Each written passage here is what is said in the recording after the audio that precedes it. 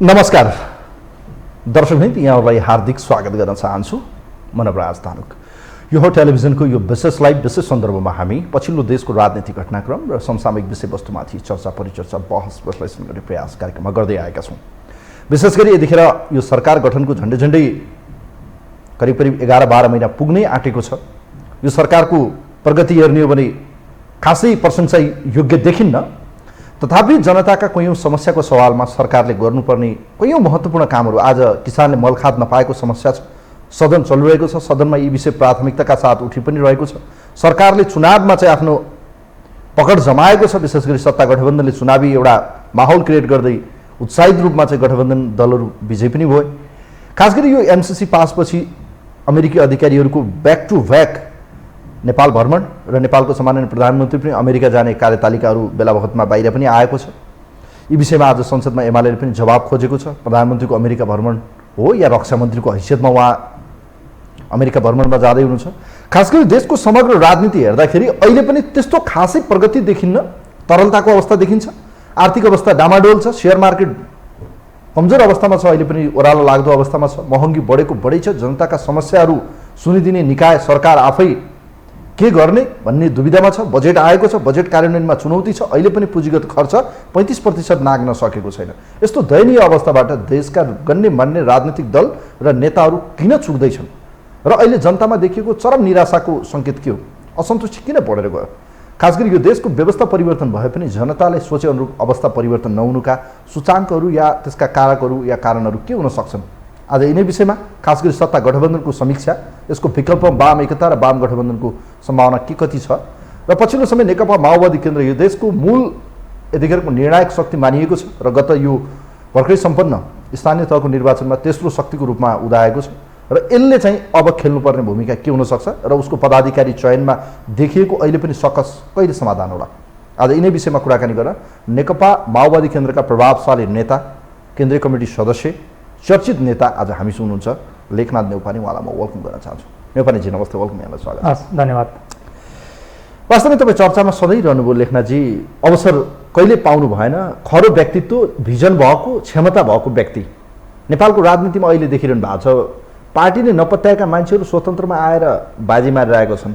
लेखनाथ नेउपाने जस्तो एउटा क्षमतावान व्यक्तित्वहरू पार्टीमा ओझेल परेको हो कि तपाईँ आफै अलिकति सक्रियता नदेखाएको हो कि के हो? तपाईँहरू अहिले कहाँ हुनुहुन्छ? तपाईँबाटै मैले प्रश्न गर्न खोजेँ। तपाईँ कहाँ हुनुहुन्छ अहिलेको राजनीतिमा? यो अहिले देखेको पछिल्लो राजनीतिक घटनाक्रममा लेखनाथ एउटा पात्र हुनसक्छ, तर लेखनाथ जस्ता हजारौँ लेखनाथहरू कहाँ छन् आज माओवादी पृष्ठभूमिबाट आएका लेखनाथहरू? यो विषयमा धेरै प्रवेश गर्न व्यक्तिगत हिसाबले मलाई इच्छा छैन। किनभने नेपाली समाज, नेपाली राजनीति चाहिँ मपाइत्ववादले ठिलठिलो भएको छ। त्यसो गर्दाखेरि कयौं सन्दर्भमा व्यक्तिहरूको भूमिकाको बारेमा छलफल गर्नको निम्ति त्यो मवादले असाध्यै प्रतिकूल परिस्थिति सिर्जना गरिदिएको छ। त्यस भएको हुनाले यो विषयवस्तुमा धेरै प्रवेश गर्न नचाहेको म धेरै सन्दर्भमा। एउटा सामूहिक नेतृत्व र सामूहिक नेतृत्वभित्रको कार्यविभाजनमा आफू चाहिँ इमान्दार भएर भूमिका निर्वाह गर्ने एउटा सङ्गठनात्मक प्रणालीभित्रबाट हुर्किएको एउटा त्यो पार्टीको सदस्य हुनुको नाताले व्यक्ति महत्त्वपूर्ण हुन्छ आन्दोलनमा, तर व्यक्ति निर्णायक र धुरी कहिले पनि हुँदैन। त्यो जोसुकैको हकमा हिजो हुन्थ्यो होला, सामन्तवादी युगमा राजा महाराजाहरू राष्ट्र प्रमुख हुँदा होइन, हुकुम चल्दा फेरि त्यो हुन्थ्यो होला। तर आज चाहिँ त्यसमा पनि अझ मुख्यतः लेफ्ट आन्दोलनमा व्यक्तिहरूको भूमिका ऐन मौकामा विशेष सन्दर्भहरूमा महत्त्वपूर्ण हुन्छन्, तर निर्णायक हुँदैनन् र त्यो धुरीमा त झन् कहिले हुँदैन। त्यसो भएको हुनाले पनि सामूहिक नेतृत्वभित्रको आफ्नो भूमिका निर्वाह गर्ने सन्दर्भमा म सक्रिय नै छु। तपाईँ हेर्दाखेरि लेखनाथजी तपाईँ अलिकति उग्र वामपन्थी नेता जस्तो पनि देखिनुहुन्छ, क्रान्तिकारी पनि हुनुहुन्छ। बाहिर हेर्दाखेरि त्यस्तो देखिन्छ। तपाईँ भित्र पार्टीभित्र लिबरल हो कि अलिकति एग्रेसिभ नै हो तपाईँ? होइन, दुईटा कुरो हो। एउटा अब यो प्रसङ्ग आइहाल्छ। मेरो व्यक्तिगत पृष्ठभूमि गरिबी र अशिक्षा हो।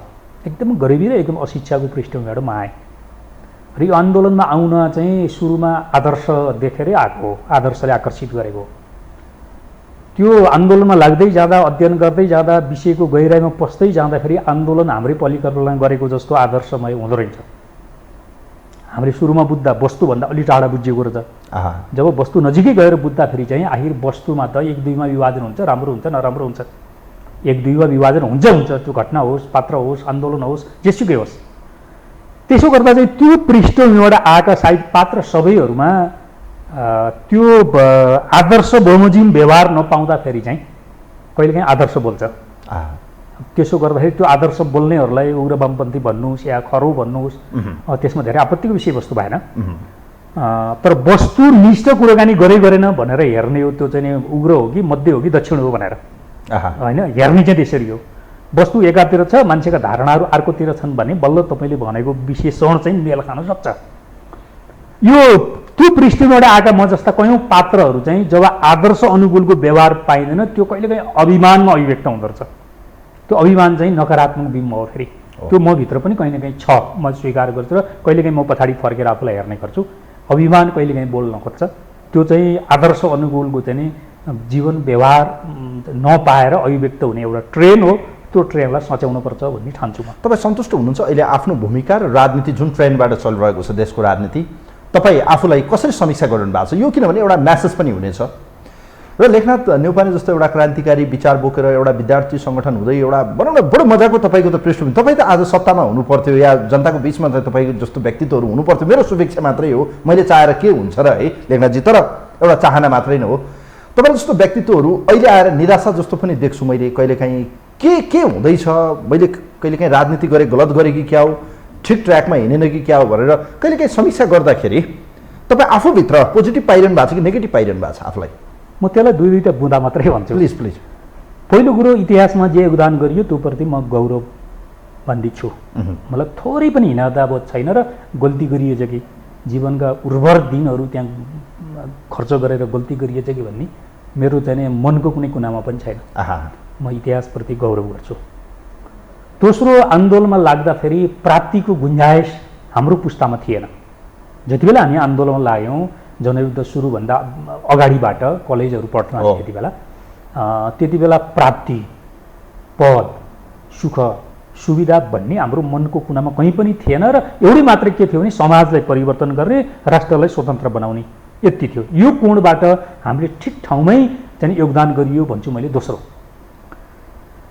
तेस्रो चाहिँ मलाई दुईवटा कुरोले चाहिँ तपाईँले भनेको प्रश्न मेरो दिमागमा, मेरो मनमा अलि मन मिल्ने साथीहरूसँग चाहिँ मैले छलफल गर्ने गर्छु।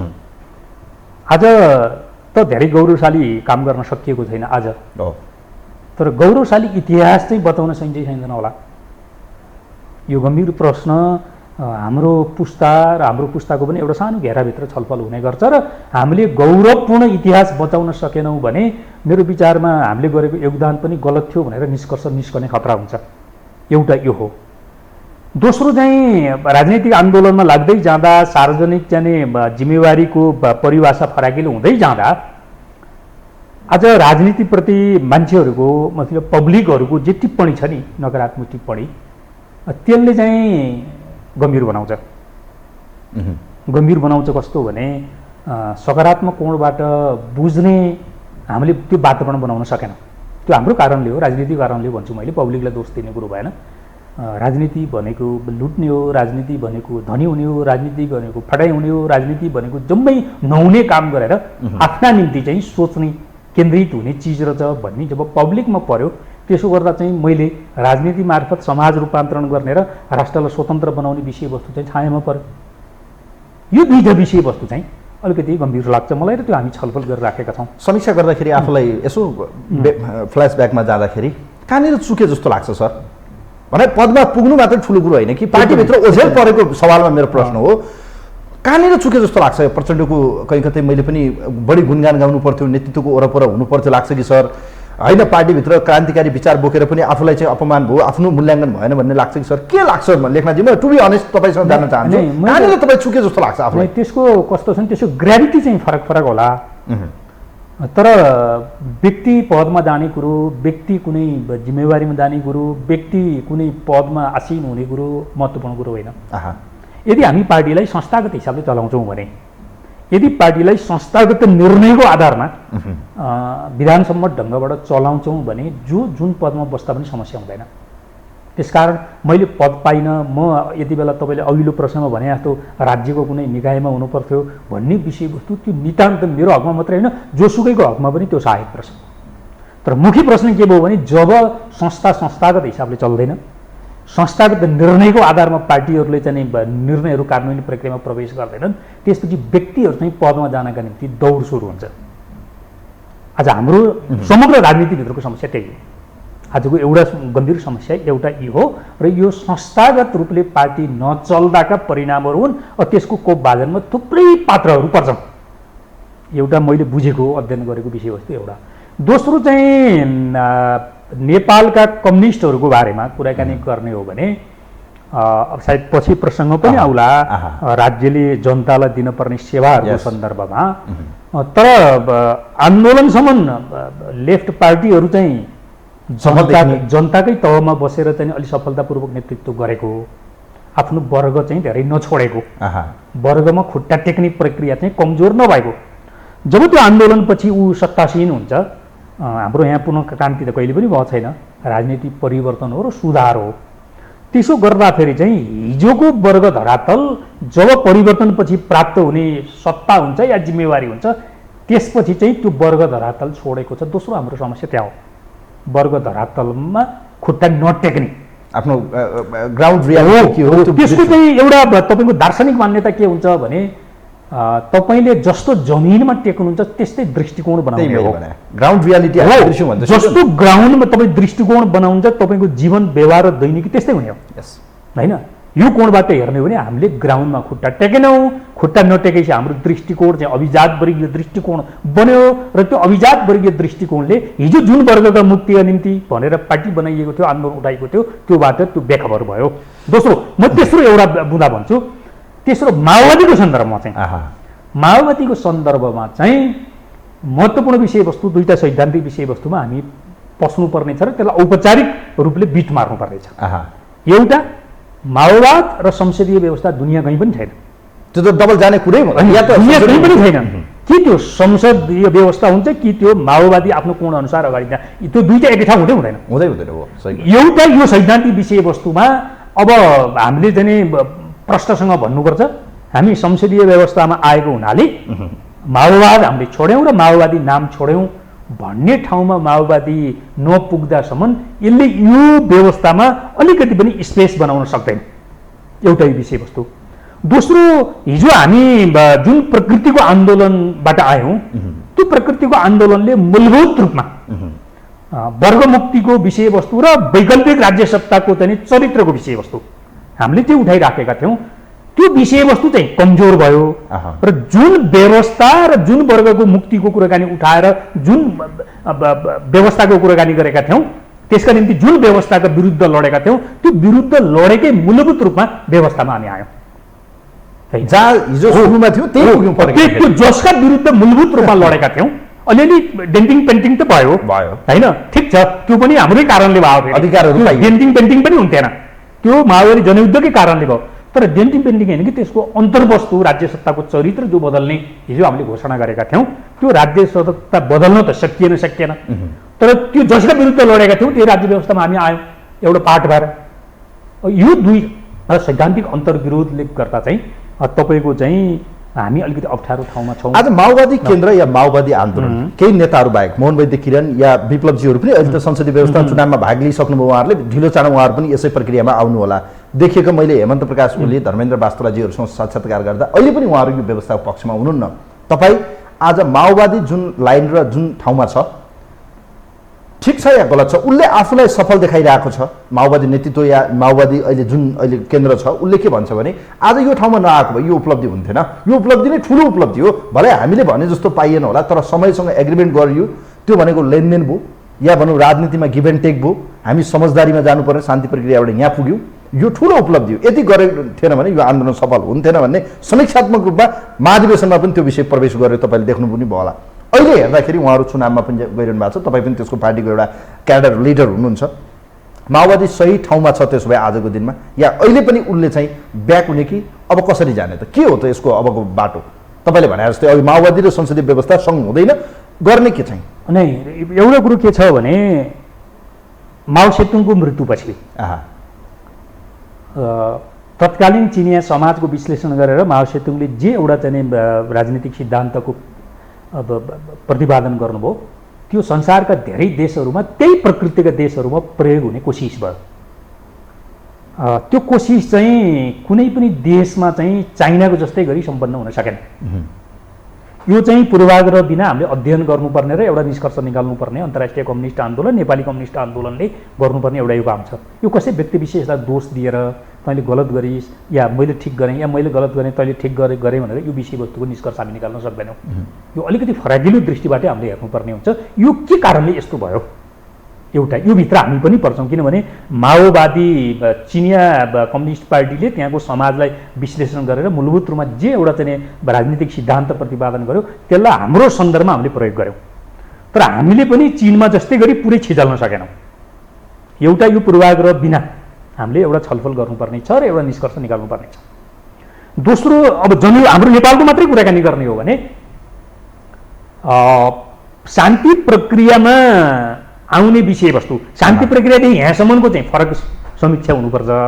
तर शान्ति प्रक्रियामै संविधान सभाको चुनावसम्म नै आउने विषयवस्तुलाई चाहिँ नेता विशेषले गल्ती गर्यो या मुख्य नेताले गल्ती गर्यो या प्रचण्ड कमरेलले गल्ती गर्नुभयो भन्ने पक्षमा म छैन। त्यहाँसम्म ठिक थियो। किन भनेको भने आन्दोलनको स्थिति के थियो, हाम्रो सैन्य अवस्था के थियो, हामीले चाहिँ विरोधी सैन्य शक्तिसँग लडेर के शिक्षा अथवा परिणाम हासिल गरिसकेका थियौँ भन्ने कुरो त हामी सबै साथी छौँ नि। त्यसो भए यहाँ व्यक्ति विशेषको दोष मात्रै राखेर यो समस्याको हल हुँदैन। त्यहाँसम्म ठिकै थियो। अब म आउँदैछु। यो प्रश्न अलिकति गम्भीर प्रकृतिको छ। मैले किन जोडेको भने आन्दोलन दुनियाँमा मैले भने नि माओ सेतुङको मृत्यु पछाडिका यताका आन्दोलन सबै त सफलता पुगेनन् नि, कुनै पनि सफलता पुगेनन्।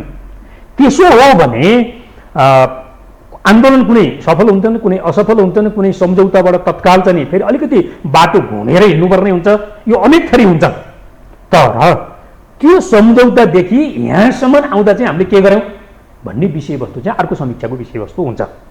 त्यो भनेको मेरो कुरो के छ भने आन्दोलनमा हार्ने कुरो, आन्दोलनमा जित्ने कुरो, आन्दोलनमा सम्झौता गर्ने कुरो चाहिँ त्यो स्वाभाविक मानिन्छ अगाडि जाने शर्तमा। तर त्यहाँदेखि यहाँसम्म हामी चाहिँ कस्ता भयौँ, माओवादी नेता कस्तो भयो, माओवादी कार्यकर्ता कस्तो भयो, माओवादीका तर्फबाट मन्त्री भएकाहरू कस्ता भए, सांसद भएका कस्ता भए, गाउँपालिकाका चाहिँ या नगरपालिकाका प्रतिनिधिहरू कस्ता भए, त्यसले जनतासँगको सम्बन्ध कस्तो बनायो, कार्यकर्तासँगको सम्बन्ध कस्तो बनायो, अरू राजनीतिक पार्टीहरूको चाहिँ आर्थिक अवस्था र हाम्रो बिचको चाहिँ तुलना कस्तो भयो भनेर हेर्ने हो भने चाहिँ त्यहाँदेखि यहाँसम्म चाहिँ हामी गम्भीर प्रकृतिको समस्यामा फस्यौँ। हामीसँग नैतिक बल छैन आज, होइन। हामीसँग तपाईँको चाहिँ त्यो चाहिँ सम्पत्तिसँगको सम्बन्ध र परिवारसँगको सम्बन्धको कारणले गर्दा हामी यति कमजोर भएको छौँ। एउटा पब्लिकले तपाईँको चाहिँ औँलो ठड्याएर चाहिँ प्रश्न गर्यो भने हामी उत्तर दिन नसक्ने ठाउँमा छौँ। सही कुरा छौँ। त्यसै कारणले त्यो पब्लिकसँगको हाम्रो सम्बन्ध कमजोर भएको छ। हो, यहाँ चाहिँ हाम्रो समस्या। त्यही मैले प्रश्न गरेको। आधी फेरि यत्रो सशस्त्र 10 वर्ष युद्ध गरेको 17,000को बलिदानी दिएर प्राप्त गर्नुभयो तपाईँहरूले। ठुलो योगदान छ हेर्नुहोस् देशमा, होइन, राजनीतिक व्यवस्था परिवर्तनका खातिर। तर अहिले तपाईँहरूको भविष्य कहाँनिर अड्क्यो भने चुनावमा 2 सिट बढी जितिन्छ कि क्या हो, अब त हामी सिद्धियौँ कि क्या हो, अस्तित्वको लडाइँमा पुग्नुपर्ने अवस्था माओवादी किन पुग्यो, के लाग्छ तपाईँलाई? होइन, मैले भने नि यसको 2टा सैद्धान्तिक कारण छन्। यो अहिलेको जे व्यवस्था छ गणतन्त्रात्मक संविधान सभाले बनाएको संविधान अन्तर्गतको यो मूल रूपमा वेस्टमिनिस्टर सिस्टमको संसदीय व्यवस्था जस्तै नभए पनि यो सारत संसदीय व्यवस्था त्यही हो। सारत संसदीय व्यवस्था नै हो। यो व्यवस्थामा समाजका हुने खानेहरू, समाजका ठालुहरू, एक ढङ्गबाट भन्यो भने समाजमा ठाउँ भनिएर चिनिएका मान्छेहरूको हालिमाली हुन्छ, माथिदेखि तलसम्म हालिमाली हुन्छ। रूपको हिसाबले एकाध त्यो कम्युनिटीका प्रतिनिधिहरू समानुपातिक समावेशी नाममा आयो होला, त्यो सङ्ख्या मात्रै। त्यो हिजो पनि आएको थिए पञ्चायतकालमा, होइन। तपाईँको चौधरीहरू आएको थिए, चाहिँ रोल्पाका मगरहरू आएको थिए, होइन, पूर्वका लिम्बूहरू आएका थिए नि। तर त्यो चाहिँ के हुन्छ भने सङ्ख्या मात्रै हुन्छ। त्यसो भएको हुनाले मैले राख्न खोजेको विषयवस्तु चाहिँ हामी यो मूलत अथवा सारत संसदीय व्यवस्था आइसकेपछि तपाईँको चाहिँ चुनावमा अङ्कगणित चाहिन्छ। चुनावमा चाहिँ सिट सङ्ख्या जित्नुपर्छ। होइन, त्यहाँ मूल्यको कुराकानी गरेर, त्यहाँ मान्यताको कुराकानी गरेर, त्यहाँ नैतिकताको कुराकानी गरेर, होइन, त्यहाँ आदर्शको कुराकानी गरेर, त्यहाँ वर्गीय मुक्तिको कुराकानी गरेर त्यो सिट सङ्ख्या आउने सम्भावना न्यून गर्छ। त्यो त भोगियो नि, त्यो त भोगियो कि तपाईँको चाहिँ हाम्रो जनता, होइन, हाम्रा कार्यकर्ता एकदमै स्वतन्त्रतापूर्वक निर्णय गर्ने सार्वभौम हुनुपर्छ व्यवहारिक हिसाबले, कि त्यो ठाउँमा पुग्या हुनुपर्छ, त्यस्तो पनि म देख्दिनँ।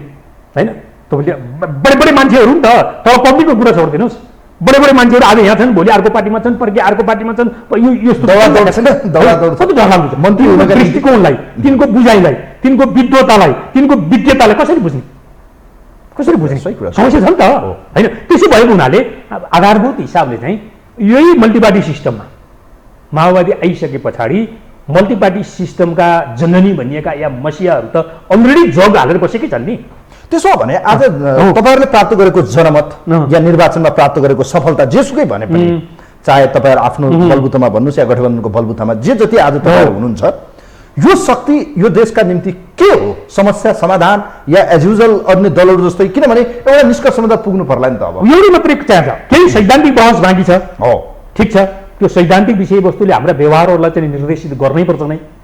तर व्यवहारका हिसाबले फेरि अहिले हाम्रो फेज भनेको, नेपाली समाजको रूपान्तरणको आन्दोलनको फेज भनेको सुधार मार्फत इमान्दारतापूर्वक सुधारको नेतृत्व गर्ने, सुधारवादको मैले भने होइन, सुधारको नेतृत्व गर्ने हो अहिलेको हाम्रो फेज भनेको। त्यसो गर्दा हामीले जितेका पालिकाहरू अरू पार्टीले जितेका पालिकाभन्दा केही न केही दृष्टिकोणबाट फरक ढङ्गबाट यिनीहरू सञ्चालित भए भनेर पब्लिकले पनि फिलिङ गर्नु पर्यो, कानुनले पनि फिलिङ गर्नु पर्यो, र चाहिँ यो माथिबाट हेर्ने छ नि जति पनि संरचनाहरू छन् तिनीहरूले पनि जबरजस्त फिलिङ के गर्नु पर्यो भने माओवादीले जितेका पालिकाहरू अरूहरूले भन्दा जनपक्ष भएर काम गरे भन्ने निष्कर्ष हामीले दिनुपर्छ। सुधार भनेको त्यही हो अहिले। दोस्रो, हामीले चलाएका मन्त्रालयहरू, चाहे त्यो प्रदेशका हुन् चाहे त्यो चाहिँ सङ्घका हुन्, हामीले चलाएका मन्त्रालयहरू चाहिँ अरू पार्टीका मन्त्रीभन्दा फरक ढङ्गबाट चले भनेर हामीले व्यवहार त पुष्टि गर्नुपर्छ। आजको हाम्रो कार्यभार भनेको त्यही हो। तेस्रो, माओवादीहरूले आन्दोलनलाई ठिक ढङ्गबाट विजयसम्म पुर्याउन नसके पनि सम्झौता मार्फत यो ठाउँमा आए र उनीहरूले अगाडि बढ्ने कुरै गरेका छन्, सिद्धान्तको हिसाबले अलिअलि नमिले भने भनेका छन् भने त्यो अगाडि बढ्ने आन्दोलनको नेतृत्व गर्ने मान्छे चाहिँ कस्ता हुन्छन् भनेर दुनियाँले हेरेको छ, मुख्यतः हाम्रो वर्गले हेरेको छ।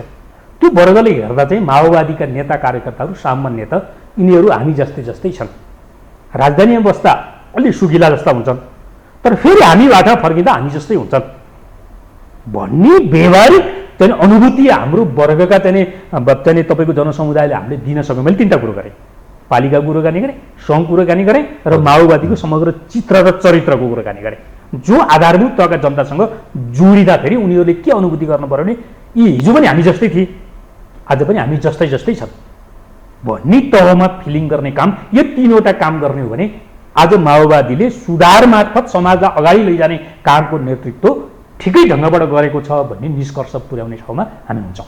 एक दुईवटा प्रश्न गर्छु सर यो माओवादीसँग, त्यसपछि अन्य विषयमा म प्रवेश गरौँला।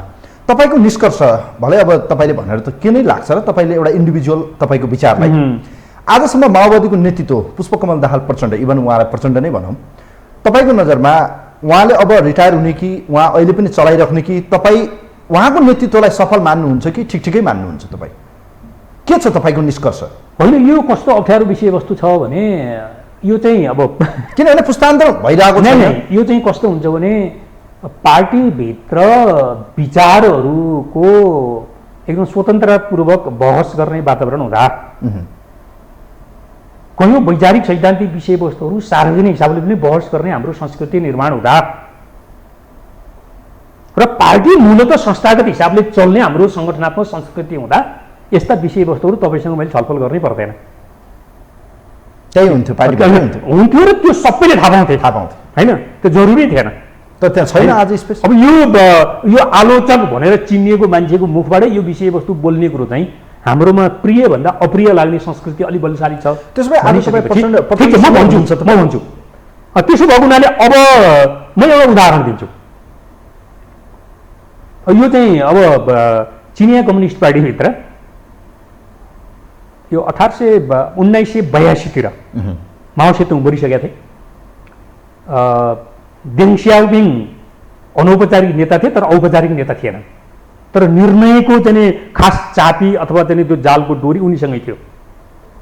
पार्टीको पोलिट ब्युरो बैठकमा नेताहरू चाहिँ बैठकमा आउँछन्, पोलिट ब्युरो सदस्यहरू सबै लौरो टेकेका, सबै यत्रो बाक्लो चस्मा लगाएका, बिस्तारै हिँड्नुपर्ने, झ्याम झ्याम झ्याम पनि हिँड्न नसक्ने त्यस्ता नेताहरू चाहिँ दुई तिहाईभन्दा बढी। यही पोलिट ब्युरोको चाहिँ टिम लिएर अगाडि जाने हो भने चिनिया कम्युनिस्ट पार्टी र चिनिया समाजको समाजवादी यात्रा तयार गर्न सकिँदैन भन्ने निष्कर्ष त्यहाँ निस्कियो। तर विधा कसरी गर्ने, तर विधा कसरी गर्ने भन्दा त्यहाँ चाहिँ उनीहरूले एउटा जुक्ति निकाले पार्टी हितका निम्ति। किन छोड्न मान्दैनन् त पद? पोलिट ब्युरोका सदस्यहरू स्वैच्छिक हिसाबले किन छोड्न मान्दैनन् भन्दा महासचिवमा पनि नमरिकन छोडेन। अब यी पनि सबै नमरिकन नछोड्ने भए भनिसकेपछि त्यहाँ चाहिँ यिनीहरूले पाएका 3वटा सुविधा थिए। गाडी थियो, किनभने त्यो चिनिया कम्युनिस्ट पार्टी सत्तारूढ पार्टी भएको हुनाले तिनका पोलिट ब्युरो सदस्यले त्यो सुविधा पाउँथे। गाडीमा झन्डा पाउँथे चिनिया कम्युनिस्ट पार्टी र उनीहरूले आवासको सुविधा पाउँथे। यो 3वटै चिज उनीहरू पदबाट चाहिँ बाहिर भए पनि र वर्षको एकचोटि चिनिया कम्युनिस्ट पार्टीका समस्त केन्द्रीय सदस्य र माताहतका सदस्यहरूलाई उनीहरूसँग अन्तर्क्रिया गर्ने वातावरण बनायो भने बिदा हुन्छ कि हुँदैनन् भनेर टेस्ट गर्दा सबै बिदा हुन राजी भएर नयाँ युवाहरूको टिम आयो। ती टिम अहिले नेतृत्वमा छ चिनिया कम्युनिस्ट पार्टीमा। त्यसकारण हाम्रो मुलुकलाई हामी 10 वर्षपछि, 20 वर्षपछि, 50 वर्षपछि, 6 वर्षपछि कहाँ पुर्याउँछौँ, हाम्रो समाजलाई कहाँ पुर्याउँछौँ, हाम्रो जनताको चाहिँ तपाईँको चाहिँ जीवनस्तर त्यो आर्थिक कोणबाट, शैक्षिक कोणबाट या तपाईँको स्वास्थ्य सेवाको कोणबाट कहाँ पुर्याउँछौँ भन्ने प्रक्षेपणको आधारमा पार्टी बनाउने, नेता बनाउने, कार्यकर्ता बनाउने, तिनको विदाई गर्ने या विदाई नगर्ने भन्ने विषयवस्तु अन्तर्निहित हुन्छ। त्यसकारण हाम्रो देशमा चाहिँ आजसम्म कुनै पनि पार्टीहरूले सबै पार्टीमा इभन औपचारिक हिसाबले छ, तर अन्तर्वस्तुको हिसाबले रियल प्र्याक्टिकल हिसाबले हाम्रो मुलुकलाई 10 वर्ष, 20 वर्ष, 50 वर्ष, 30, 100 वर्षमा कहाँ पुर्याउँछौँ भन्ने भिजन कसैसँग छैन। ठिक छ। त्यसकारण छोडे पनि नछोडे पनि त्यो धेरै अर्थ राख्छ जस्तो मलाई लाग्दैन। अब जस्तो अहिले चुनावमा पनि तपाईँले देख्नुभयो होला, तपाईँ हामी जस्तै यङ युवाहरू काठमाडौँ लगायतका देशभरि स्वतन्त्र रूपमा पनि जितेको देखियो। हेर्नुहोस् यो के मेसेज पाउनुभयो, यसलाई तपाईँले कसरी हेर्नुभयो? जस्तो अहिले पनि हेर्यो भने मूलधारका राजनीतिक दलको नेतृत्व यिनै बुढा मान्छेले गरे, वाक्क दिक्क छन्, यिनको विकल्प पनि छैन भनिन्छ।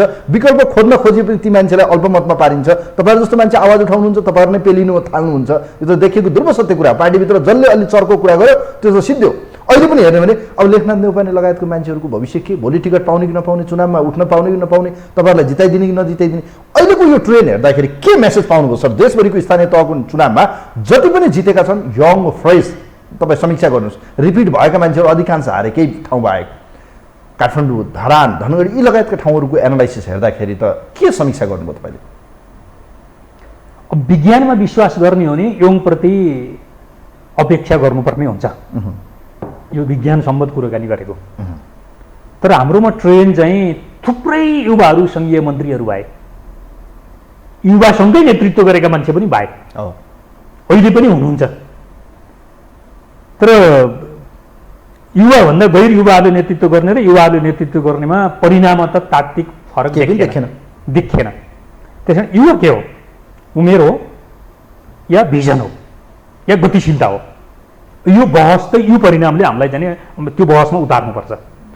उमेर मात्रै हो भने उस्तै भयो नि त। उमेर पाएको भएका र उमेर भएका होइन, गैर युवा र युवाहरूले नेतृत्व गरेका चाहिँ संस्थाहरू त उस्तै देखिए, खास फरक देखिएन। त्यसो भने युवा भनेको उमेर मात्रै होइन भन्ने विषयवस्तु त यो परिणामले हामीलाई त्यो बहसमा लैजान्छ नै। तर फेरि पनि विज्ञानमा विश्वास गर्दाखेरि युवाहरू आउँदाखेरि आशावादी बढी हुने नै हुन्छ। फेरि देशैभरिबाट पालिका प्रमुखहरू युवाहरूको सङ्ख्या बढिरहेको छ। हाम्रै पार्टीभित्र पनि हामीले हेर्दा तपाईँको 40 वर्षभन्दा कम उमेर समूहका झन्डै 49 जना साथीहरू आउनु भएको छ होइन, आउनु भएको छ। तर अब यसलाई चाहिँ उमेर समूहको आधारमा मात्रै युवा होइन कि उसले तरिका, उसले उसको गति, उसले चाहिँ जनतालाई दिने सेवा प्रवाह होइन, यो थुप्रै विषयवस्तुको आधारमा हामीले हेर्नुपर्छ र साथीहरूसँग यो विषयवस्तुमा हामीले कुराकानी गरिराखेका छौँ। जस्तो उदाहरणको निम्ति मैले यो चुनावभन्दा अगाडि धेरै ठाउँमा राखेको थिएँ, पछि भरतपुरले त्यो प्रक्रिया सुरु गर्यो, गोर्खाका केही पालिकाहरूले पनि त्यो कुरो सुरु गर्दैछन्। सेवाग्राही जनता वडा कार्यालयमा या नगरपालिका कार्यालयमा जाँदा तपाईँको त्यो यो कोठाबाट त्यो कोठा, त्यो कोठाबाट त्यो कोठा, यो हाकिमबाट त्यो हाकिम, त्यो हाकिमबाट त्यो हाकिममा घुम्दा घुम्दा घुम्दा त्यो हालत हुन्छ र थाकेर यो कहिले आउनु नपर्यो हुन्थ्यो भन्ने हिजोको काम गर्ने ट्रेन हो।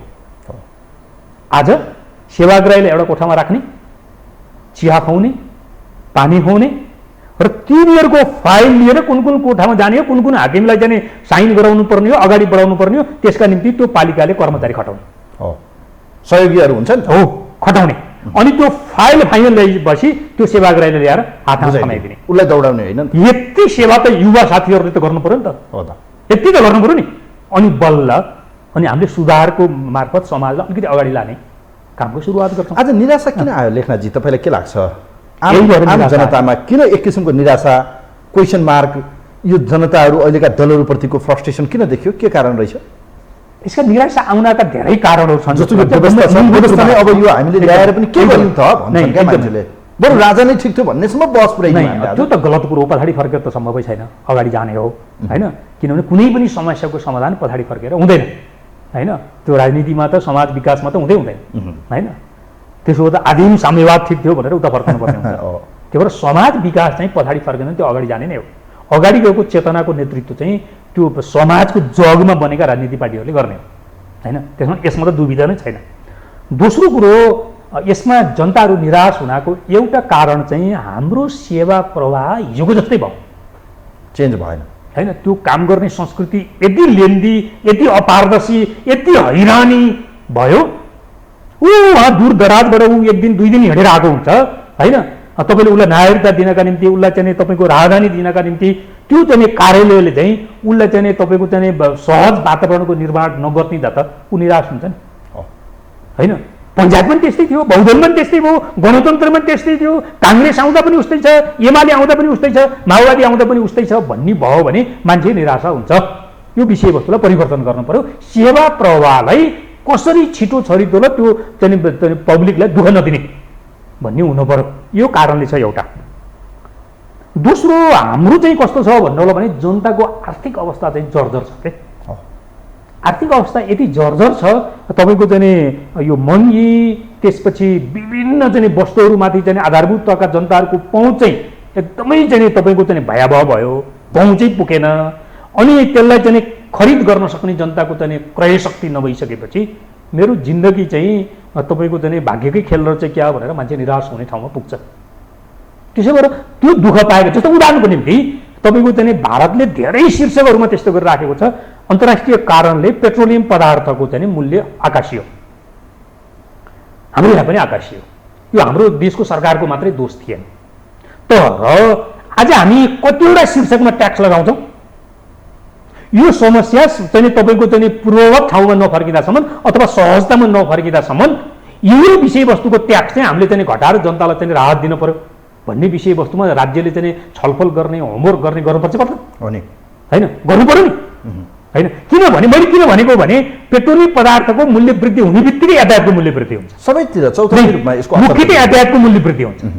यातायातको मूल्य वृद्धि हुने बित्तिकै त्यसपछि बजारका सबै वस्तुहरूको के हुन्छ, मूल्य वृद्धि हुन्छ होइन। त्यसो आज चाहिँ तपाईँको चाहिँ आधारभूत हिस्सो चाहिँ पानीदेखि लिएर चाहिँ तपाईँको अरू चिजहरूको मूल्य वृद्धि आकाशिएको छ, तरकारीको मूल्य वृद्धि आकाशिएको छ। अनि जनताले त्यसको चाहिँ अलिकति पनि मेरो राज्य छ, मैले ट्याक्स तिरेको होइन, मैले चाहिँ भोट हालेर प्रतिनिधि पठाएकाहरूको चाहिँ सरकार छ भन्ने अनुभूति गर्न पाउँदैन। यो कारणले जनता निराश छन्। दोस्रो म अन्तिम विषय राख्छु यसको, जनता निराश हुनको कारण हाम्रो चाहिँ यो स्थिति छ, यति कमजोर छ होइन। जारको पानी किनेर खाने कि भनेर चाहिँ अनगनाउनु पर्ने स्थिति छ होइन। धेरै विषयवस्तुमा अड्कल्नु पर्ने छ, अनगनाउनु पर्ने छ, आर्थिक अवस्थाको कारण हो। तर राजनीतिक पार्टी र तिनका नेता कार्यकर्ताहरू चाहिँ, तिनका परिवारहरू चाहिँ, तिनका नातागोताहरू चाहिँ, तिनका आफन्तहरू चाहिँ आज हिजोको भन्दा कयौँ गुणा बढी र हामीले सोचे भन्दा कयौँ गुणा बढी धनी भइराखेको छ। यो मिल्छ, यो मिल्दैन नि होइन। जनताको नेतृत्व र प्रतिनिधित्व गर्छु भन्ने राजनीतिक पार्टीहरू, अझ त्यसलाई मसिनो गर्ने हो भने त्यो वर्गको नेतृत्व र प्रतिनिधित्व गर्छु भन्ने राजनीतिक पार्टी, तिनका नेता कार्यकर्ताहरू जनताको ब्याल हुने, हाम्रो दैनिक 1 लाख 1.5 लाख खर्च हुने जीवनशैली हुने हो भने जनता उत्साहित हुन्छ नि, निराश हुन्छन् होइन। हामीले देखेका छौँ नि त। त्यसो भएमा मैले 3वटा कारण देखेँ। एउटा सेवा प्रवाह, यो विषयवस्तुमा हामीले चाहिँ करेक्सन गर्नुपर्ने हुन्छ। त्यसपछि यो जीवनशैली मैले अर्को के राखेँ, यो विषयवस्तु चाहिँ हामीले करेक्सन गरेनौँ भने मतलब आर्थिक अवस्था, जनताको आर्थिक अवस्था, सेवा चाहिँ प्रवाह, जनताको आर्थिक अवस्था र चाहिँ हाम्रो चाहिँ नेता कार्यकर्ताहरूको जीवनशैली जो हिजो उनीहरूको आर्थिक अवस्थासँग मेल खाँदैन, राजनीतिको चरित्रसँग मेल खाँदैन, यसलाई करेक्सन नगर्दासम्म जनता उत्साहित हुँदैन। ओके, बरु विद्रोही होला। ओके लेखनाथजी, अब जस्तो अहिले देखिनु भएको छ सरकार गठनको झन्डै 11 महिना बित्यो, यो सरकारले जनताप्रति उत्तरदायी भयो कि भएन भनेर समीक्षा गर्ने समयमा आइरह पनि छ, अहिले देखिन्छ पनि। जनताले, किसानले चाहिँ आज मलखात पाएनन्, यस्तो अवस्था छ, महँगी आकाशिएको छ। सर, तपाईँहरू पनि सरकारमा हुनुहुन्छ, अब तपाईँहरूलाई जवाब दिन पनि कमसेकम अब आफैलाई पनि अप्ठ्यारो फिल हुने अवस्था आयो। सर, समीक्षा गर्दाखेरि सरकार चाहिँ कहाँ छ, सरकारलाई खोज्नुपर्ने अवस्था पुग्यो क्या, के भन्नुहुन्छ सर यो विषयमा तपाईँ? होइन, यो हाम्रो त परिपाटी के पनि सुध्रिने कि गणतन्त्र आयो, संविधान सभाले संविधान बनायो र हामी चाहिँ अलि फरक टाइपको चाहिँ राज्य व्यवस्थामा आयौँ भनेर सैद्धान्तिक हिसाबले अलिअलि कोसिस गरेका छौँ, कनिकुथी। तर तपाईँको काम गर्ने तौर तरिका, ढङ्ग, रङ्ग के पनि परिवर्तन भएन नि त। हिजो मल थिएन किसानहरूलाई, आज पनि छैन। यत्रो वर्षमा हरेक वर्ष पनि मल चाहिन्छ भनिसकेपछि हाम्रो राज्यको धारणा के हो? विदेशबाट मात्रै मल ल्याउने हो भने यही हालत हुन्छ भनेपछि मल हाम्रै देशमा निर्माण गर्न अथवा बनाउने, कारखाना बनाउन सकिन्छ छैन?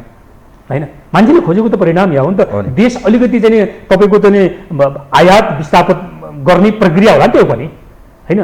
तपाईँको चाहिँ मल आयात गर्दाखेरि जति हामी डलरमा पैसा तिर्छौँ त्यो त यहीँभित्र बस्छ होला नि त, होइन? तपाईँको चाहिँ पाठ्यपुस्तकहरू चाहिँ विद्यार्थीहरूको बिचमा कहिले पनि पुग्दैन। आज होइन, 10औं वर्ष भइसक्यो, तपाईँहरूको आन्दोलन 10औं वर्ष भइसक्यो। हरेक वर्ष चाहिँ तपाईँको शैक्षिक सत्र सुरु हुन्छ तर विद्यार्थीहरूले चाहिँ पाठ्यपुस्तक पाउँदैन। 6 महिना बित्छ, वर्ष बित्छ, होइन? त्यही पनि अलिअलि चाहिँ 6 महिना पछाडि, 8 महिना पछाडि पुगेको नि केही सहरीय इलाकाहरूमा पुग्छ, दुर्गम ठाउँमा पुग्दैन। अनि चाहिँ शैक्षिक सत्र सिद्धिन्छ। त्यो विद्यार्थीहरूको चाहिँ शैक्षिक चाहिँ अवस्था चाहिँ उनीहरूले सिकाइको चाहिँ तपाईँको चाहिँ मात्रा कस्तो हुने, होइन? तपाईँको 5 महिना त्रिभुवन विश्वविद्यालयको चाहिँ पदाधिकारीको कार्यालयमा चाहिँ तालाबन्दी गरेको छ। तपाईँको चाहिँ तालाबन्दी खोल्नका निम्ति न कुलपति, न सहकुलपति, न उपकुलपति कोही पनि चाहिँ तयार छैन, रमिता हेरेका छन्, बसेका छन्, होइन? लगायतका थुप्रै विषयवस्तु छन् जो चाहिँ हिजो जस्तो थियो आज पनि त्यस्तो। तपाईँको नजरमा देउवा सरकार सफल कि असफल सर? यो कोणबाट हेर्नु नि कसरी सफल हो,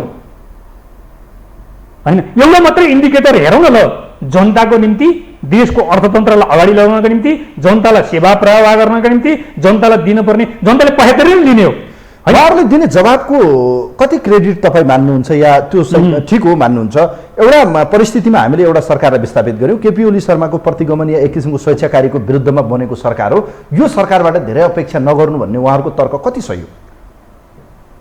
नै परिस्थितिले निर्माण गरेको भनेर उहाँहरूले जहिले यो तर्क दिएर पन्छिने काम गर्नु। पब्लिकले त्यो कुरोलाई किन मान्ने, होइन? पब्लिकले त्यो कुरो मान्ने किन बाध्य छन्?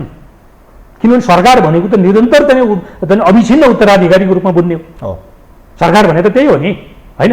केही कार्यक्रमहरू चाहिँ अगाडि जाने सन्दर्भमा, जनतालाई राहत दिने सन्दर्भमा केही कार्यक्रमहरू थप होलान्, तर सरकार भनेको अविच्छिन्न उत्तराधिकारी भएको हुनाले त्यसरी चाहिँ तर्क गरेर पन्छिन मिल्दैन, एउटा कुरो।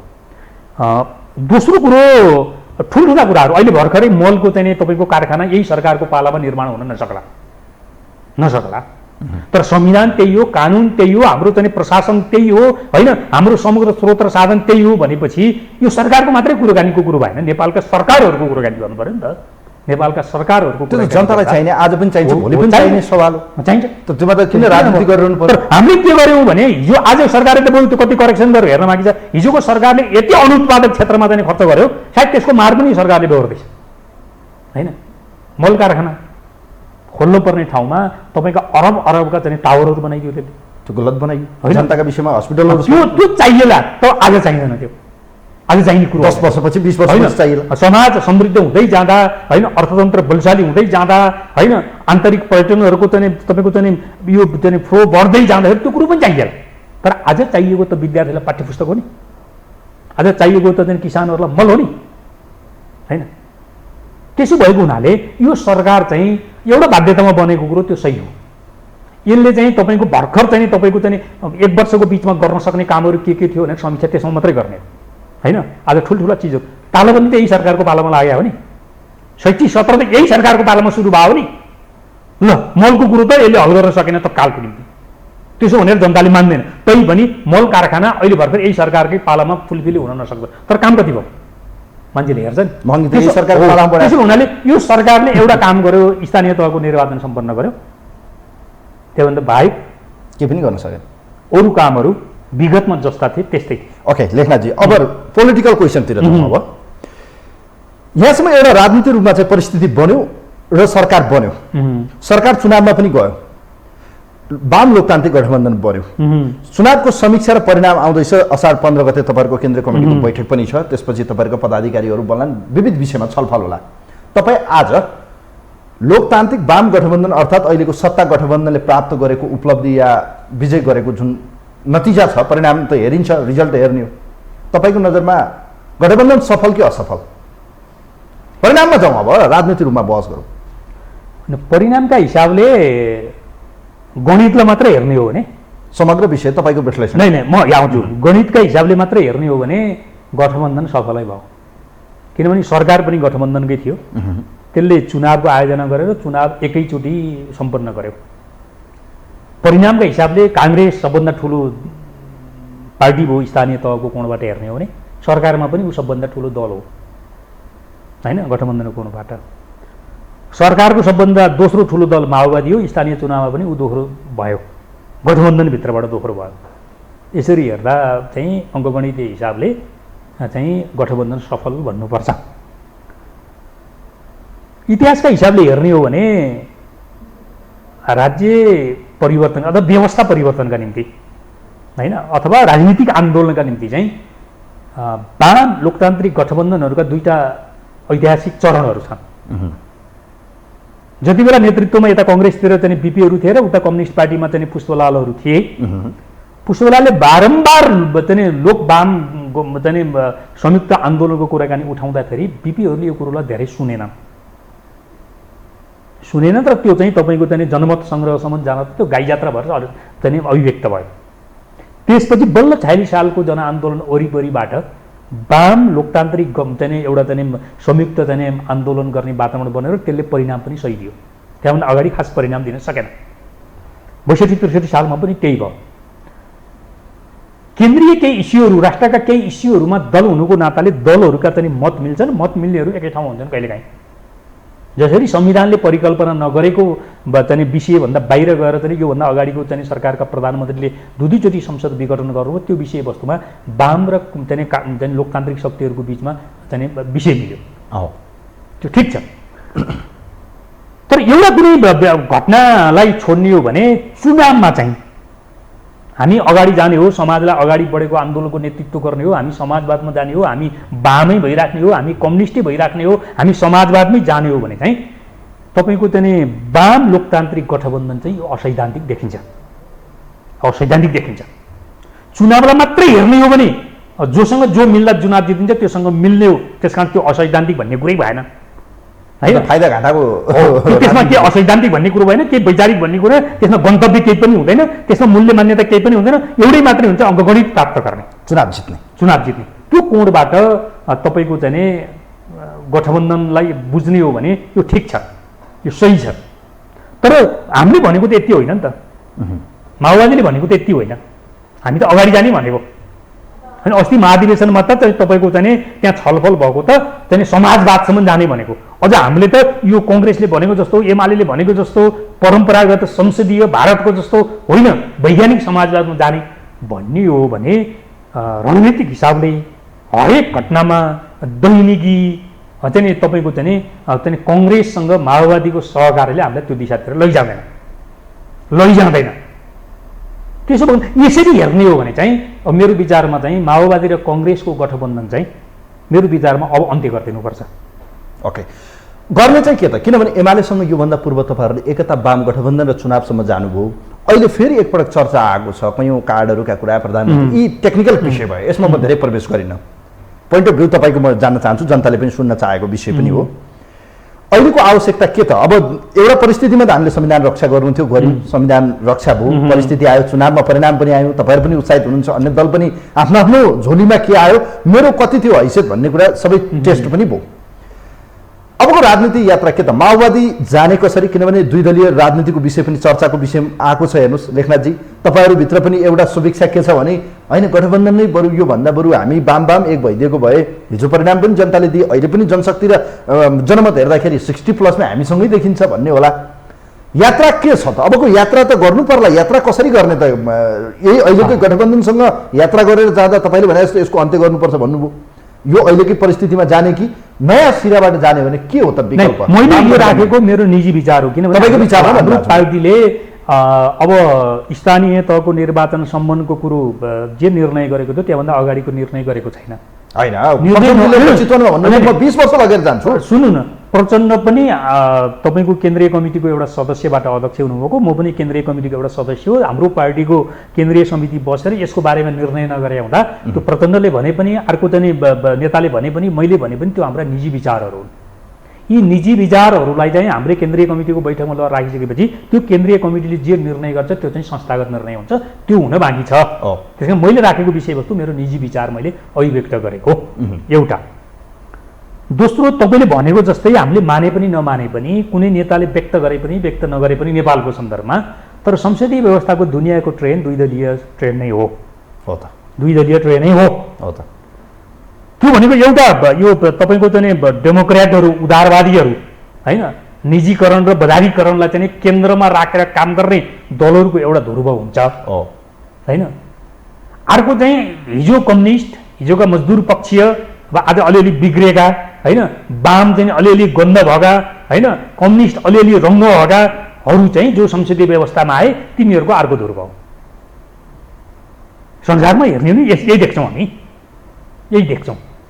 त्यसो गर्ने हो भने हामी यही व्यवस्था मार्फतै अगाडि जाने हो भनिसकेपछि हामीले नचाहेर पनि नेपाल चाहिँ दुई पार्टी पोलराइजेसनमा जान्छ नै।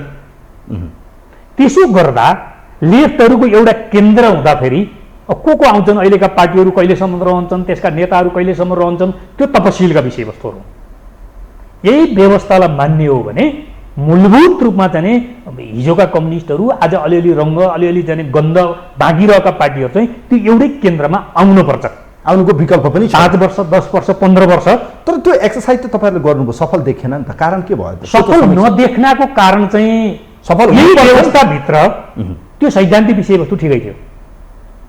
यही व्यवस्थाभित्र है मैले अगाडि जाने शर्तमा त्यो कुरो ठिक थिएन, अर्को बहसको कुरो होइन। एमालेसँग एकता गरेर वैज्ञानिक समाजवादको परिकल्पना गर्ने कुरो आफैमा त्यो चाहिँ काल्पनिक कुरा थियो होइन। तर बहुमत ल्याउने, सरकार बनाउने, सरकार मार्फत चाहिँ जनतालाई चाहिँ सेवा दिने, त्यो मार्फत चाहिँ तपाईँको बिस्तारै क्रमिक विकासको नियमअनुसार अगाडि जाने भन्ने कुरो त ठिक थियो नि त। तर त्यहाँ चाहिँ के भयो त भन्दा व्यक्तिका सोच्ने तरिकाहरू, व्यक्तिका महत्त्वाकांक्षाहरू होइन, व्यक्तिले आफूलाई धुरीमा चाहिँ राखेर चाहिँ काम गर्ने तरिकाहरू के भयो त भन्दा बाधक भयो। दुईदलीय तपाईँले भन्नुभयो लेखनाथजी, तर अहिलेको राजनीति हेर्दा 3 दलीय जस्तो देखिन्छ। कङ्ग्रेस एकातिर छ, भलै गठबन्धन छोड्ने हो भने तपाईँहरू कहाँ जाने? एमालेको एउटा ध्रुव छ, एमाले भन्दै पनि आएको छ, ओलीजीले पनि हिजो विराटनगर पुगेर भनिसक्नुभयो हामीलाई गठबन्धनसँग ऊ कम्युनिस्ट नै होइनन् भनेर तपाईँहरूलाई भन्न थालिसक्नुभयो। उहाँहरू कम्युनिस्ट नै होइन, कम्युनिस्ट हामी हो भन्नुहुन्छ। कम्युनिस्ट को फेरि यसको जोख्ने फेरि तराजु कहाँ छ त्यो तपाईँहरू नै जान्नुहोस्। यो 3 दलीय जस्तो देखिन्छ सर। माओवादी जबसम्म सेफ ल्यान्डिङ या माओवादीको विसर्जन या माओवादीको एउटा टुङ्गो नलागेसम्म देशको राजनीतिले निकास पाउने देखिन्न पनि। के हो त सूत्र? यस्तो हो, ओलीजीले भनेको कुरा हामी पनि कम्युनिस्ट होइनौँ, माओवादी पनि कम्युनिस्ट होइनौँ भने भए त्यो अलि सुन्न लागेको हुन्थ्यो है। हामी चाहिँ कम्युनिस्ट हौँ, माओवादी चाहिँ कम्युनिस्ट होइन भन्ने कुरो त्यो हाँसो ठट्टाको विषयवस्तु, त्यस्ता कुराको कुनै तुक हुँदैन होइन, तुक हुँदैन। त्यो आफैलाई धुरीमा राखेर सोच्ने तरिका हो त्यो, के आधारमा भन्ने होइन, के आधारमा भन्ने किनभने हामीले थुप्रै अभ्यासहरू गऱ्यौँ नि त होइन। त्यसो भएको हुनाले अहिले तत्कालको गठबन्धनलाई मात्रै चाहिँ राखेर हेर्ने हो भने त 62-63 सालको जनआन्दोलनमा त चाहिँ एमाले पनि सँगै थियो नि त होइन। त्यसो भने चाहिँ त्यति बेला चाहिँ एमाले रूपकै भए पनि कम्युनिस्ट थिएन भनेर निष्कर्ष निकाल्ने। 46 सालमा त चाहिँ 62-63 सालको भन्दा अलिकति क्रान्तिकारी थियो त्यति बेलाको माले होइन। त्यसो भने यो विषयवस्तु मिल्दैन उहाँले भनेको कुरो। त्यस कारण यो हाँसो ठट्टाको विषयवस्तु हो, यो खास चाहिँ तपाईँको एमालेसँग एकताको सम्भावना गठबन्धन। दोस्रो कुरो मैले भन्न खोजेको कुरो कस्तो हो भने एमाले कहाँ हुन्छ, माओवादी कहाँ हुन्छ, नेमकेपा कहाँ हुन्छ, या राष्ट्रिय जनमोर्चा कहाँ हुन्छ भन्ने कोणबाट मैले हेरेको होइन। मल्टिपार्टी सिस्टमको दुनियाँभरको ट्रेन्डबाट हेर्ने हो भने एउटा अहिले हाम्रो यहाँ प्रचलितमा आएको डेमोक्र्याटहरू, त्यो डेमोक्र्याटहरू चाहिँ कम्युनिस्टहरू डेमोक्र्याट हुन्छ हुँदैनन्, हो कि होइनन् भन्ने अर्को बहसको कुरो होला। डेमोक्र्याटहरू आफ्नो चाहिँ लेफ्ट पृष्ठभूमिबाट आएका त्यो डेमोक्र्याटभन्दा अलिकति प्रगतिशील होइन को एउटा ध्रुवीकरण त आवश्यक ध्रुवीय हुन्छ भन्ने मैले यो दलीय व्यवस्थाको अथवा चाहिँ संसदीय व्यवस्थाको अन्तर्राष्ट्रिय ट्रेन्डसँग जोडेर हेरेँ। ओके, अन्तिम प्रश्न सर, 1 मिनट मात्रै छ। चुनाव निकट भविष्यमै छ मङ्सिरमा, सबैले यो मनमा लागेको प्रश्न पनि हुनसक्छ, यो मेरो व्यक्तिगत प्रश्न पनि हुनसक्छ। लेखनाथजी, अब राजनीतिबाट विश्राम लिने उमेर त भएको छैन, त अहिलेको चुनाव प्रणाली र अलिकति दौडधुप हेर्दाखेरि के सोचिरहनु भएको छ सर? अब प्रदेश र सङ्घको निर्वाचन छ, स्थानीय चुनाव गयो, अब तपाईँको चाहना इच्छा के गर्ने सोचमा हुनुहुन्छ तपाईँ? अब होइन म यत्तिकै किताब पढ्छु, म बस्छु, सिद्धान्तका कुरा गर्छु भन्ने कि जनताको बिचमा गएर चाहिँ चुनाव लड्ने? अब पार्टीमा काम गर्ने भनेको स्वैच्छिक विषयवस्तु हो, त्यही मैले भने स्वैच्छिक विषयवस्तु, त्यहाँ कसैले जबरजस्त गर्न मिल्दैन, गर्ने सिस्टम पनि छैन। संसदीय व्यवस्थामा त झन् कस्तो रहेछ भने तपाईँ र म अर्को अब 2-4 जना साथीहरू प्रतिस्पर्धी थियौँ भने मानौँ म त्यहाँबाट चाहिँ विविध कारणले बाहिरिएँ भने तपाईँ खुसी हुने, यो व्यवस्था चाहिँ त्यस्तो चरित्रको हुँदो रहेछ। यो आन्दोलनको नेतृत्व गर्ने पार्टी चाहिँ एकजना चाहिँ क्षमता भएको कार्यकर्ता बाहिर भयो भनेर चिन्ता गर्ने हुन्छ र उसलाई बाहिर जान नदिने, छलफल गरेर अन्तर्क्रिया गरेर त्यो वातावरण बनाएर बाहिर जान नदिने हुन्छ। तर संसदीय व्यवस्था चाहिँ प्रतिस्पर्धी मध्ये एउटा गयो भनिसकेपछि ढुक्क हुँदो रहेछ। व्यक्तिगत हिसाबले कुराकानी गर्नुहुन्छ भने मेरा केही सैद्धान्तिक बहसका विषयवस्तुहरू पार्टीको महाधिवेशनदेखि मैले उठाइराखेको छु। केही सैद्धान्तिक विषयवस्तुहरू पार्टीका फोरम मार्फत म एउटा अवधि उठाउन चाहन्छु होइन, चाहन्छु। त्यो सैद्धान्तिक विषयवस्तुले पार्टीभित्र कस्तो प्रभाव पार्छ, पार्टीभित्र कसरी ल्याइन्छ भन्ने विषयवस्तुले मेरो विचारमा निर्धारण गर्छ। तर यही दलीय व्यवस्था हुने, यही मल्टिपार्टी सिस्टम हुने, यही तपाईँको चाहिँ बुर्जुवा र पेटी बुर्जुवाहरूले पार्टी, राज्य सत्ता र निर्वाचित संस्थाहरूलाई घेराबन्दी गरेर राख्ने र तिनको प्रभावको आधारमा हामी निर्णय गर्दै जाने हो भने मेरो विचारमा यो पार्टीमा, राजनीतिमा, मन्त्रीमा, सांसदमा, चुनावमा जानु र नजानुको कुनै अर्थ छैन। ए गए पनि हुन्छ, बी नगए पनि हुन्छ, अथवा जानु र नजानुको कुनै अर्थ हुँदैन। त्यहाँ म जानु र नजानुको कुनै अर्थ हुँदैन। चुनाव लड्ने तपाईँको मनसाय छ कि छैन? दोस्रो तेस्रो कुरो चाहिँ चुनावबाट म भाग्ने पक्षमा छैन, चुनावबाट। तर चुनाव भनेको चाहिँ कस्तो भने अहिलेकै परिपाटीको चुनाव हो भने एकदम रियलमा भन्ने हो भने मैले त्यसको फेस गर्न सक्दिनँ भन्ने मेरो कुरो छ। म जस्ता मान्छेहरूले फेस गर्न सकिँदैन। एउटा टिकट लिनै मुस्किल हुन्छ, किनभने टिकट चाहिँ जित्ने मान्छेलाई दिनुपर्छ। जित्ने भनेको त भन्दा जसले पैसा लगानी गर्छ, जसले मतदाता किन्न सक्छ, जसले मतदाताहरूलाई चाहिँ तपाईँको अनावश्यक चाहिँ तपाईँको चाहिँ आश्वासन बाँध्न सक्छ भन्ने विषयवस्तु त हाम्रोमा निर्णायक हुने भयो नि त यो कोणबाट हेर्ने हो भने। तर एउटा फरक ट्रेन्ड चाहिँ के देखियो अहिलेको स्थानीय चुनावमा भने एउटा फरक ट्रेन्ड चाहिँ सामाजिक सञ्जालहरू, युवा पुस्तादेखि लिएर चाहिँ अन्तर्राष्ट्रिय श्रम बजारमा गएका चाहिँ हाम्रा दाजुभाइ दिदीबहिनीहरूको कारणले पनि यहाँका मतदाताहरूलाई चाहिँ सूचना सम्प्रेषणको कारणले पैसाले मात्रै पनि चुनाव होइन है अब भन्ने विषयवस्तु चाहिँ नयाँ एउटा चाहिँ कोर्स चाहिँ हामीभित्र प्रवेश गर्न खोज्यो। तपाईँले एउटा यसरी हेर्नुभयो भने त्यसले मलाई थोरै आशावादी बनाएको छ, म जस्ता साथीहरूलाई आशावादी बनाएको छ होला। दोस्रो, मतदाताहरूले पनि आँखा चिम्लेर मतदान गरेको छैन, सोच विचार गरेर किनभने 7 जना पार्टीका उम्मेदवारहरूमध्ये यो एउटा चाहिँ लास्टी फटाहा छ पार्टीको नाममा प्रवेश गरेको, यसलाई चाहिँ हराइदिनुपर्छ। बाँकी अरू 6 जना चाहिँ ठिकै छन्, पार्टीमा मतदान गरौँ, यो एउटा चाहिँ लास्टिक फटाहा छ, यसलाई चाहिँ हराइदिउँ भनेर मान्छेले छानी मतदान गरेको पनि मतदानको चाहिँ एउटा प्रक्रिया। यहाँको राजनीति यात्रा सफल होस्, यहाँको राजनीति यात्रा सफल होस्, चाँडै तपाईँलाई एउटा भूमिकामा देख्न पाइयोस्। तपाईँहरू जतिको एउटा क्षमतावान र जनताको बिचमा केही गर्न सक्ने क्षमता भएको र एउटा किसिमको चाहिँ आशा अपेक्षा गरिएको, आशा बोकेको नेता हो तपाईँ। मेरो शुभेच्छा छ तपाईँलाई, म धेरै धेरै धन्यवाद दिन चाहन्छु। हस्, धन्यवाद। दर्शकबिन, आजको यो विशेष सन्दर्भ विशेष संवादमा हामीसँग नेकपा माओवादी केन्द्रका चर्चित नेता, केन्द्रीय कमिटी सदस्य लेखनाथ नेउपाने आज हामीसँग हुनुहुन्थ्यो। पछिल्लो समयको देशको राजनीतिक घटनाक्रम, आम जनताका मनमा उठेका कयौँ प्रश्न र देशको यो ध्रुवीकृत राजनीतिले ल्याउन सक्ने परिणाम के हुन सक्छ र अहिलेको चुनाव प्रणालीलाई नजिकबाट एनालाइसिस गर्दा स्वतन्त्र उम्मेदवारहरूको जितले उहाँ पनि उत्साहित भएको पाउनु भएको छ। खैर, अहिलेको निर्वाचन प्रणाली अत्यन्तै महँगो देखिन्छ। हेर्नुहोस्, यिनै विषयमा खास गरी पछिल्लो समयको देशको परिघटनाको बारेमा कुराकानी गऱ्यौँ। कार्यक्रम हेरिदिनु भयो यहाँहरू सबैलाई धेरै धेरै धन्यवाद दिँदै यो विशेष अङ्कबाट कार्यक्रमको टिमसँग म पनि बिदा हुन्छु। नमस्कार।